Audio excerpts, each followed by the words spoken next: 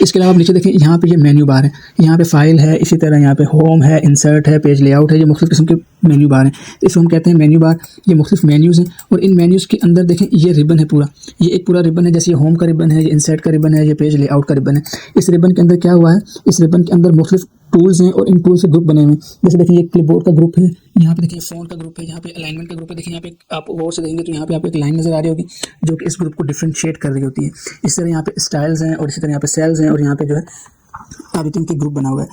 तो एक आपके पास ये फाइल मेन्यू बार है, फाइल मेन्यू का हर मेन्यू का एक जो है वो रिबन है और रिबन के अंदर जो मुख्तलिफ टूल्स हैं उनको ग्रुप के अंदर डिवाइड करके रखा हुआ है ताकि आपको आसानी हो। मिसाल के तौर पर अगर आपने किसी चीज़ को सेंटर अलाइन करना है, जैसे आपका टेक्स्ट लिखा था, आपने कहा सेंटर लाइन, आपको बताएगा भाई आपने क्या करना है, होम के टैब में जाना है, यहाँ से आपने अलाइनमेंट के ग्रुप के अंदर जाके सेंटर पे क्लिक करना है, तो आप इसको आराम से पहुंच जाएंगे होम के टैब में, अलाइनमेंट का ग्रुप, और यहाँ पे देखेंगे सेंटर का आ रहा है। इस तरह मर्जन सेंटर है और इस तरह से रैप टेक्स्ट है।